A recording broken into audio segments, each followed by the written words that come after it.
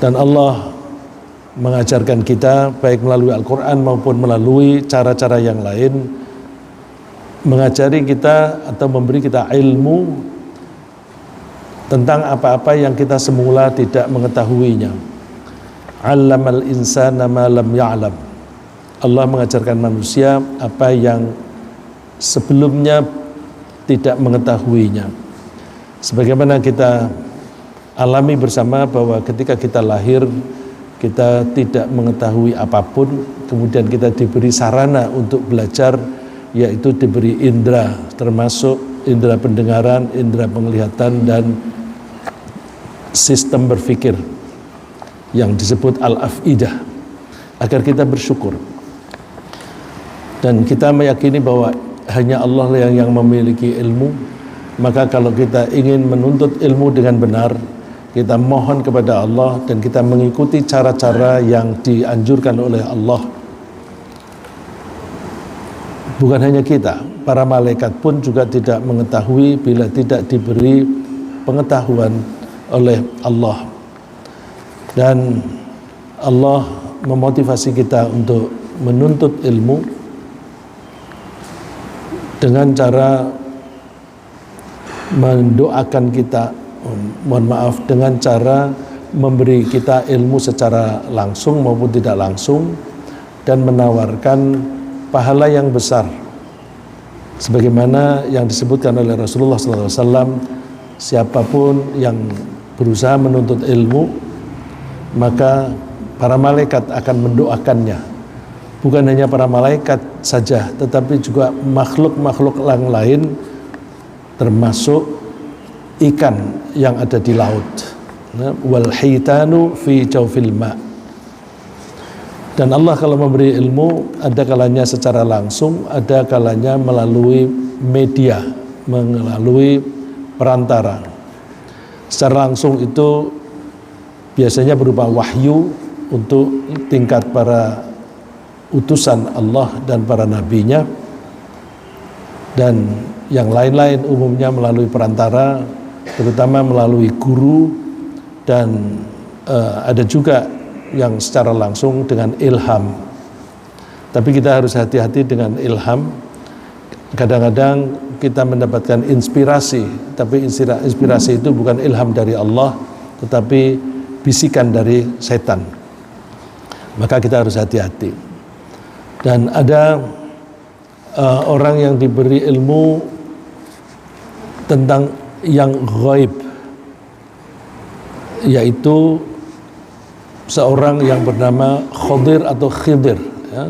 Ada yang mengatakan Khidir, ada yang mengatakan Khadir, dan ada yang menganggap beliau seorang nabi, ada yang mengatakan bukan nabi. Kalau dikatakan nabi, nabi itu mendapatkan wahyu dari Allah dan diperintahkan untuk menyampaikan kepada orang lain.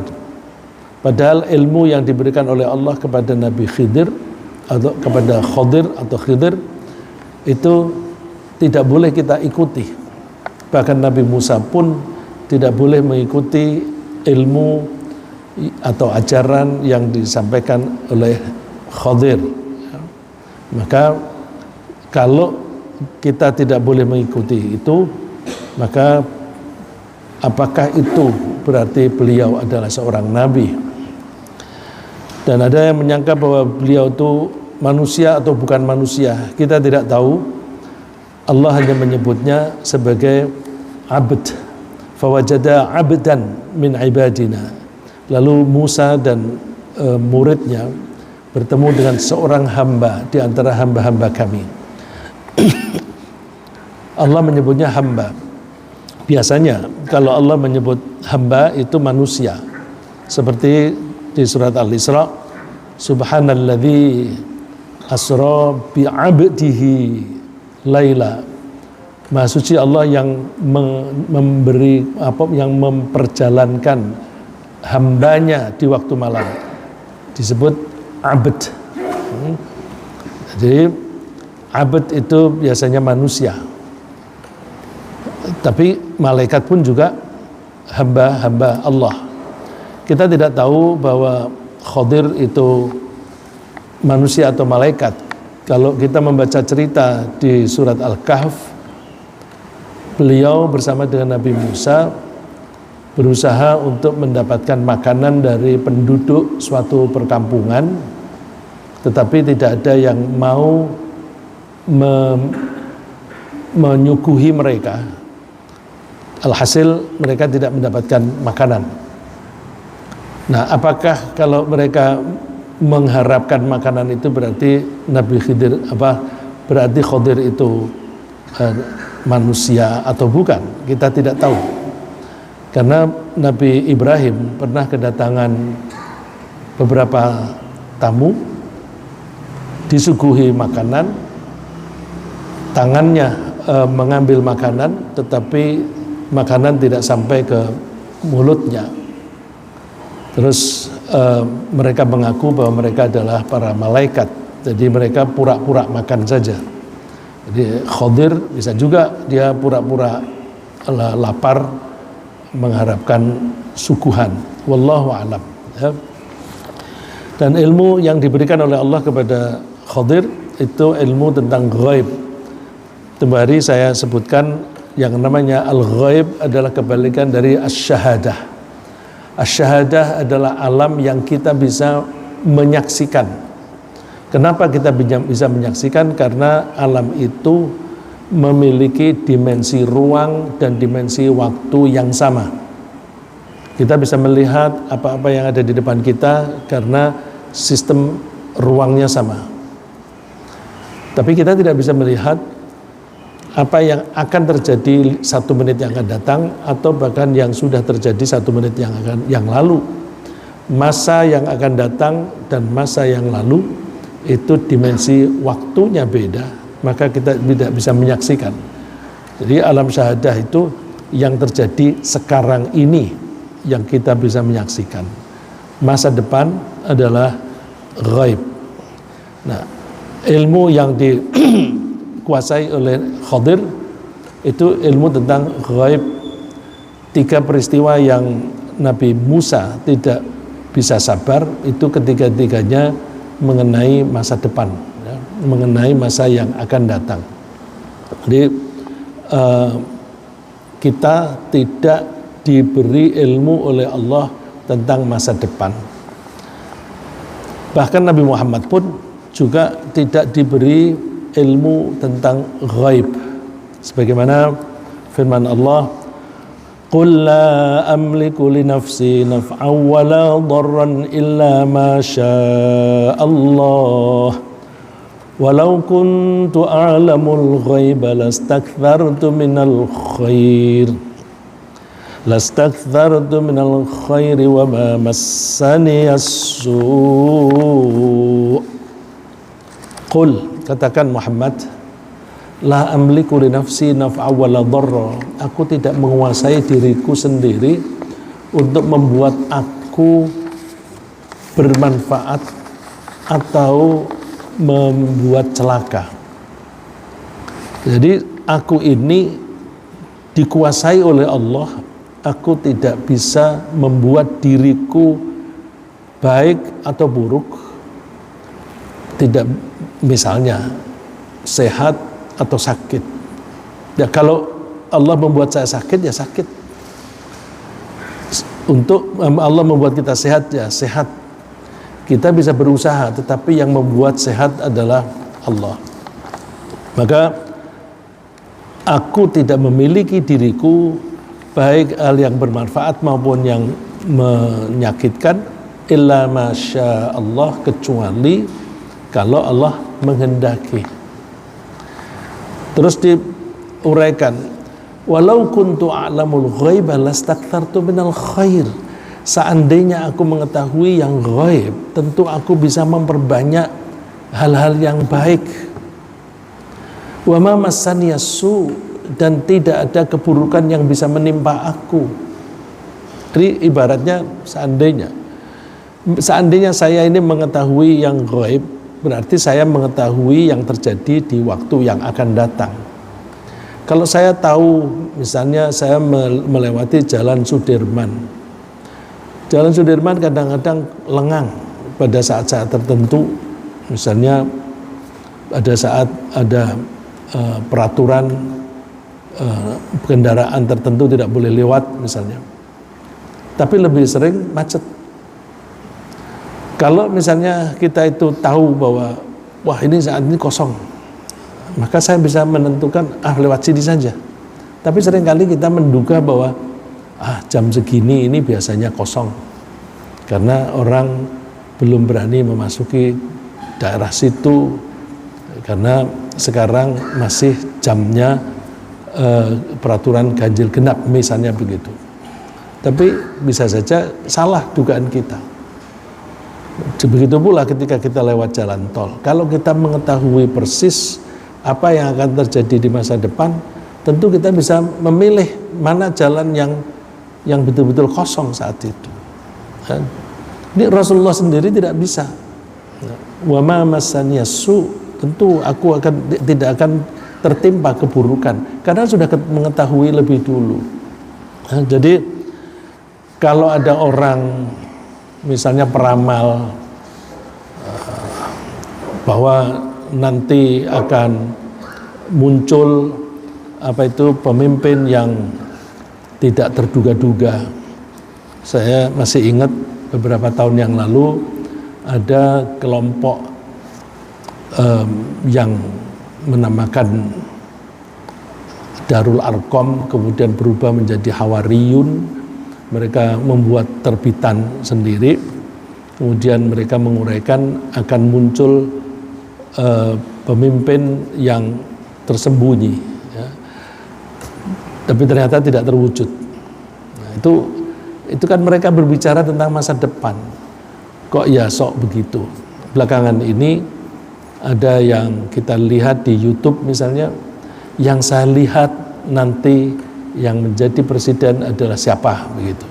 Nah, itu pasti bohong, ya, pasti bohong karena tidak sembarang orang mengetahui masa depan.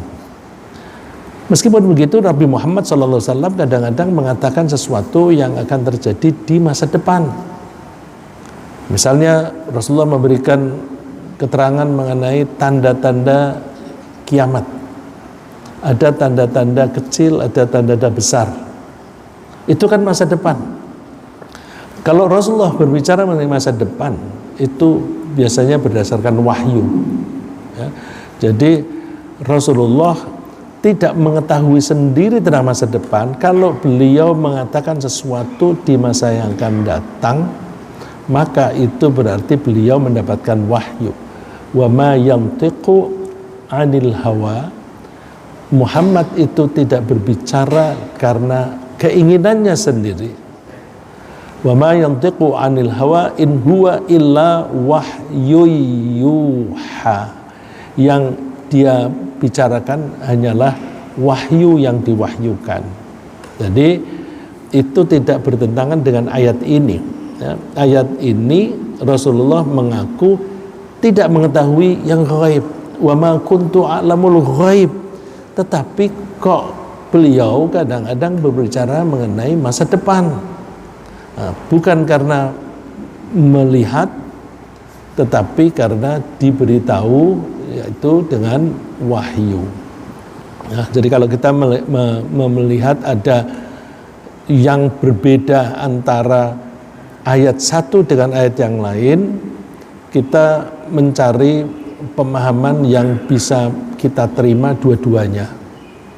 Jadi bukan Al-Qur'annya yang salah, tetapi pemahaman kita yang harus disesuaikan.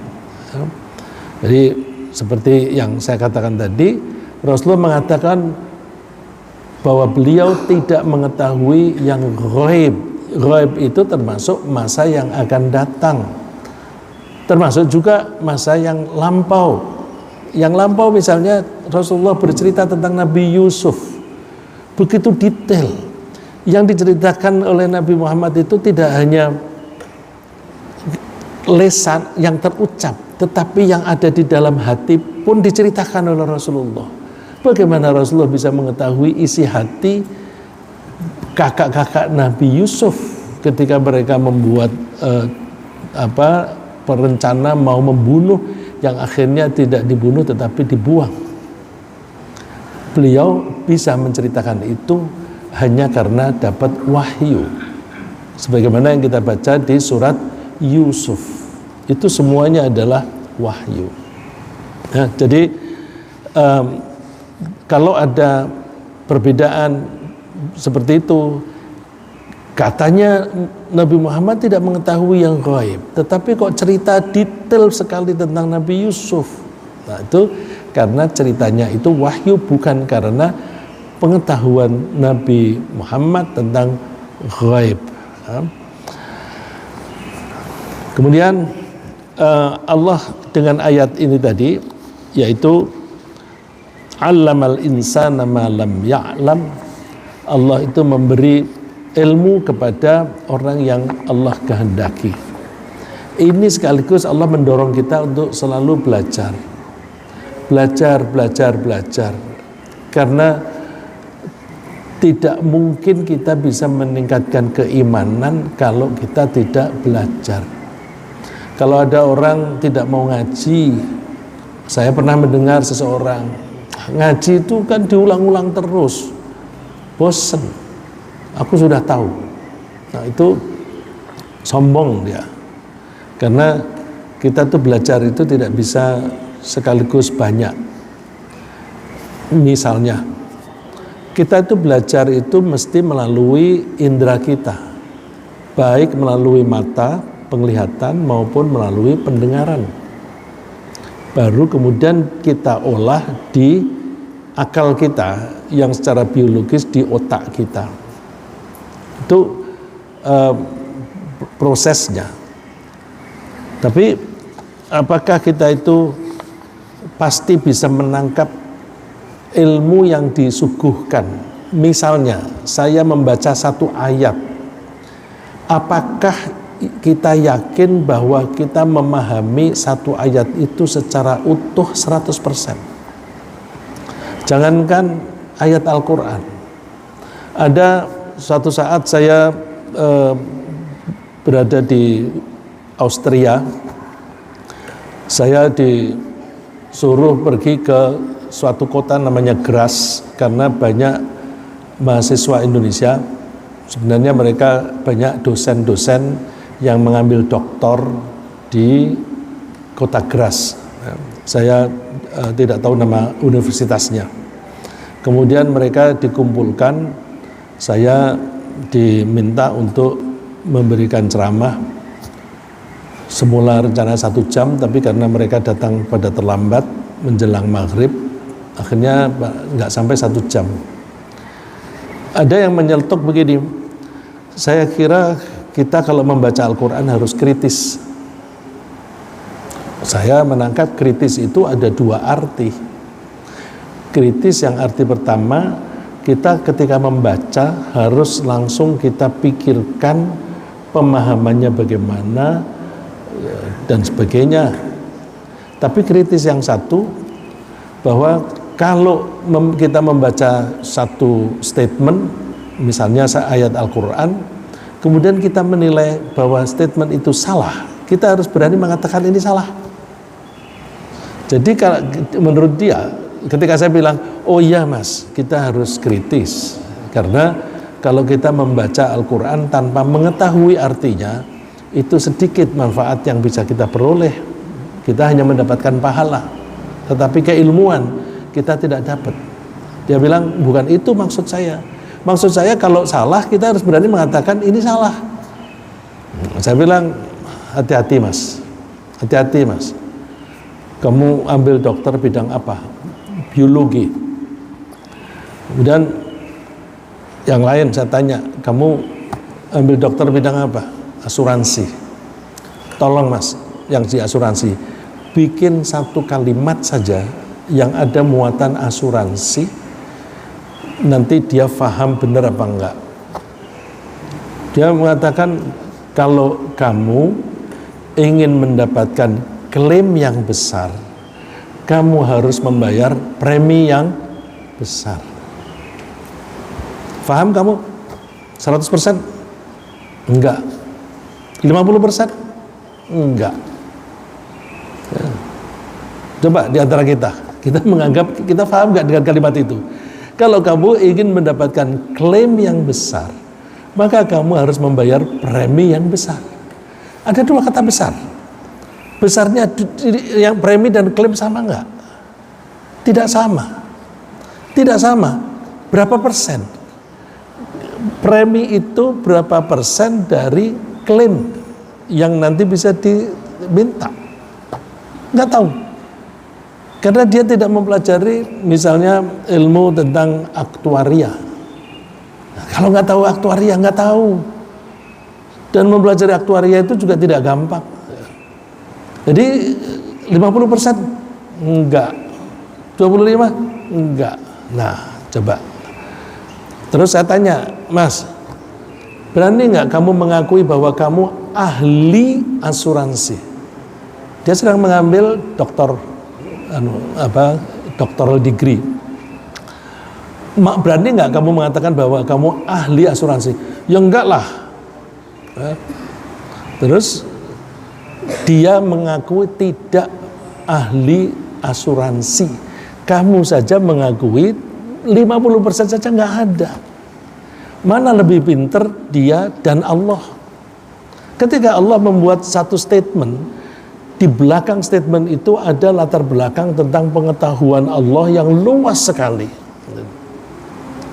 Karena itu, kalau kamu aja tidak bisa memahami kata-kata dia, bagaimana kamu bisa mengaku bahwa kamu menganggap Allah itu salah? Kalau kamu membuat tesis, akhirnya mengerucut kepada suatu kesimpulan. Kesimpulannya adalah ini. Kesimpulan itu diambil dari materi yang kamu teliti itu semuanya, atau mengambil hanya sampel saja. Misalnya orang Indonesia itu ramah atau tidak. Terus kesimpulannya orang Indonesia itu ramah. Apakah meneliti 270 juta jiwa manusia Indonesia semuanya diteliti? Enggak. Paling mengambil hanya sampel. Sampel itu pun acak. Diambil orang Sunda, diambil orang Jawa, diambil orang Batak dan sebagainya. Terus baru disimpulkan. Tapi kalau dia salah comot. Jadi ini seperti survei politik. Survei politik, yang unggul adalah si A, nomor 2 si B, begitu. Itu kan tergantung yang disurvei siapa. Orang-orang yang dimintain, yang ditanya itu siapa. Ya kalau itu hanya kelompoknya sendiri, ya jelas lah itu angkanya tinggi. Ya. Jadi lalu dia setuju, tetapi masih bertanya-tanya. Ketika saya minta, coba Mas ambil contoh, baca ayat surat Al-Baqarah ayat 183 sampai 186. Itu ayat-ayat mengenai puasa bulan Ramadan. Tolong cari jawaban dari pertanyaan saya, mengapa Allah menyuruh kita puasa pada bulan Ramadan? Tolong jawabannya jangan keluar dari teks. Ternyata jawabannya ngawur semua. Ya supaya kita merasakan kemiskinan, apa yang dirasakan oleh orang-orang miskin. Ya supaya kita itu sehat, supaya gini. Di teksnya ada nggak? Nggak ada. Terus dia lalu mengakui, aku tuh kalau menguji mahasiswa itu juga begitu, nggak boleh keluar dari teks. Ini kok nggak ketemu-ketemu? Gitu. Ya mungkin nanti kalau Ramadan bisa kita tanya itu kepada bapak-bapak dan ibu-ibu. Jadi akhirnya dia mengakui, ya deh. Ya, jadi kita itu akan dapat didorong oleh Allah untuk menuntut ilmu, dan Allah menjamin kalau kita itu berilmu, insya Allah Allah akan mengangkat derajat kita, tapi dengan syarat. Syaratnya apa? Didasari dengan keimanan. Jadi Allah akan mengangkat derajat orang yang berilmu yang mendasari diri dengan keimanan. Orang seringkali mengutip ayat ini tetapi korupsi. Korupsi dalam arti dia tidak mengambil arti ini secara keseluruhan. Wa idza qila syuzu fansyuzu yarfa'illahu alladhina amanu minkum walladzina utul ilma darajat. Seringkali mengutipnya hanya yarfa'illahu alladhina amanu minkum. Oke lah, itu kita bisa mengambil dari sepotong itu. Yarfa'illahu alladhina amanu minkum walladzina utul ilma darajat. Maka Allah akan mengangkat orang yang beriman di antara kamu, dan orang yang memperoleh ilmu akan diangkat derajatnya. Ini biasanya mereka dikutip, tapi penjelasannya belajar. Belajar apa? Belajar apa saja. Oke, saya setuju belajar apa saja. Tetapi jangan dikorupsi. Alladzina amanu minkum. Ada kata alladzina amanu. Dan itu disebut lebih dulu. Beriman dulu baru berilmu. Itu baru ilmunya itu mengangkat derajat dia. Kalau dia tidak mendasari ilmu, tidak akan mengangkat. Contohnya, banyak enggak pejabat-pejabat kita yang profesor doktor, pinter, korupsi enggak mereka? Korupsi itu menjatuhkan mereka. Kalau orang yang berilmu tetapi didasari ilmu iman, nggak mungkin gitu korupsi. Kalau dia korupsi pasti tidak beriman. Kan Rasulullah mengatakan tidak ada seseorang yang mencuri, ketika mencuri itu dia beriman. Tidak ada orang yang berzina yang ketika berzina itu beriman. Berarti ketika seseorang itu melakukan zina, imannya hilang. Korupsi itu kan pencuri kelas besar. Ketika seseorang itu melakukan korupsi, imannya hilang. Maka orang yang korupsi bukan naik derajatnya, tapi jatuh. Meskipun dia profesor doktor, meskipun dia ahli Quran. Ya, ada kan beberapa waktu yang lalu doktor bidang Al-Quran masuk penjara. Terus sejak saat itu mana kita tidak tahu, tidak beredar lagi dia, tidak beredar lagi karena dia sudah jatuh martabatnya. Ya, jadi termasuk ilmu apa saja. Ya. Nah, oleh karena itu ketika kita mendapatkan ilmu, ingin mendapatkan ilmu, mesti ingat kita iman dulu. Kita ketika belajar pun selalu ingat apa yang saya pelajari ini dari Allah. Termasuk yang kita pelajari itu fenomena alam. Coba kalau kita baca ayat ini, surat Ali Imran ayat 190. Inna fi khalqis samawati wal ardi wa ikhtilafil laili wan nahari la ayatin liulil albab. Sungguh di dalam penciptaan langit dan bumi dan perbedaan siang dan malam, di situ ada tanda-tanda kebesaran yang bisa ditangkap oleh ulul albab. Ulul albab itu biasanya disebut, diterjemahkan orang-orang yang berakal. Sebenarnya tidak cukup hanya berakal. Ulul albab itu orang yang diberi akal oleh Allah dan dia menggunakan akalnya dengan baik. Kalau hanya sekedar dia belajar sampai doktor tapi tidak menggunakan akal dengan baik, ya bukan ulul albab. Coba sekarang ini kan kita marak penipuan lewat online, titik APK dan sebagainya. Mereka pinter nggak? Pinter, pakai ilmu. Tetapi karena tidak didasari iman, ya kepinterannya itu menjerumuskan mereka sendiri. Dan mereka sepinter apapun tidak disebut ulul albab. Nah, ulul albab itu ada uraiannya di ayat berikutnya. Siapa itu ulul albab? Alladzina yadhkurunallaha qiyaman wa qu'udan wa 'ala junubihim wa yatafakkaruna fi khalqis samawati wal ard. Yaitu orang yang selalu ingat kepada Allah. Ingat kepada Allah, baik dia duduk-duduk, berdiri maupun tidur-tiduran. Artinya, ingat kepada Allah itu non-stop. Baik mereka itu sedang diem atau sedang melakukan suatu pekerjaan, selalu ingat kepada Allah. Maka yang namanya zikir Zikir itu bisa berarti menyebut, bisa berarti ingat. Tapi saya kadang-kadang mendengar zikir itu harus disebut, harus diucapkan. Kalau tidak diucapkan namanya bukan zikir.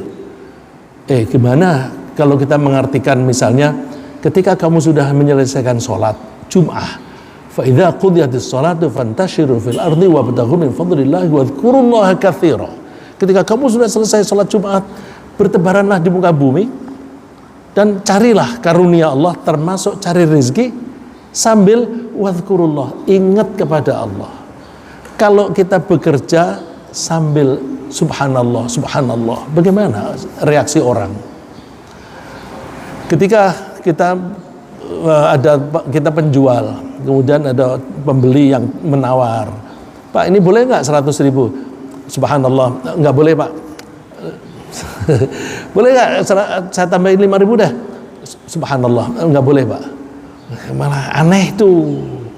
Jadi zikir itu yang penting itu di hati, di pikiran kita, sehingga ketika kita melakukan transaksi, ketika bahkan kita berbicara dengan orang lain, kita sambil ingat Allah. Kalau kita sambil ingat, kita tidak akan mengatakan kata-kata jorok.